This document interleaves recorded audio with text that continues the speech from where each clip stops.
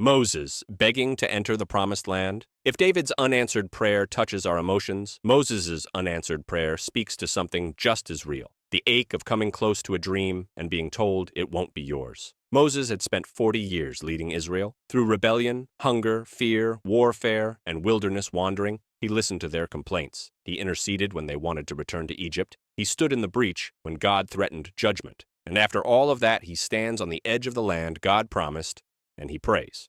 Deuteronomy tells us, "I pleaded with the Lord at that time." Deuteronomy 3:23. Moses isn't praying casually. The Hebrew word suggests earnest begging, a prayer shaped by longing, sacrifice, and decades of obedience. Moses says, "Let me go over and see the good land beyond the Jordan." Deuteronomy 3:25. That's it. He doesn't ask for power, victory, or reward. He just wants to see the fulfillment of everything he has carried. But the Lord's response is firm. "Enough from you. Do not speak to me of this matter again." Deuteronomy 3:26. It is one of the most sobering sentences in Scripture. God does not simply say no, he draws a boundary. And the reason goes back to an earlier moment at Meribah, when Moses struck the rock in frustration instead of speaking to it as God commanded. Numbers 20:12. In doing so, Moses misrepresented God to the people. Leadership carries weight. Influence carries responsibility, and God will not allow even his most faithful servant to distort his character before the nation. But notice something important. God's refusal is not cold. He doesn't dismiss Moses. He doesn't diminish his faithfulness. Instead, he shows tenderness right in the middle of the no.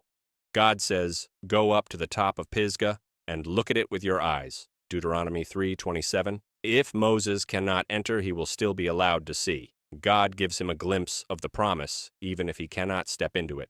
And then God does something else. He tells Moses to strengthen Joshua, the next leader, reminding Moses that his story, though ending here, still serves a purpose. This moment reveals something many believers wrestle with but rarely say out loud. Sometimes God refuses a prayer, not because he is displeased with us, but because his plans stretch beyond our role. Moses' work was complete. The next chapter required a new leader, and God honored Moses even in his refusal. Moses dies in the land of Moab, with God himself burying him. Deuteronomy 34:6. That alone tells us the relationship never fractured. God's no did not diminish his love. The Lord stayed near, stayed faithful, stayed present. And that is the quiet truth this story hands to us today. Unanswered prayer does not mean unappreciated service, unrecognized sacrifice, or unloved hearts. Sometimes God's refusal is not a rejection, it is a redirection, spoken with the tenderness of a father who sees the entire story when we only see the next step.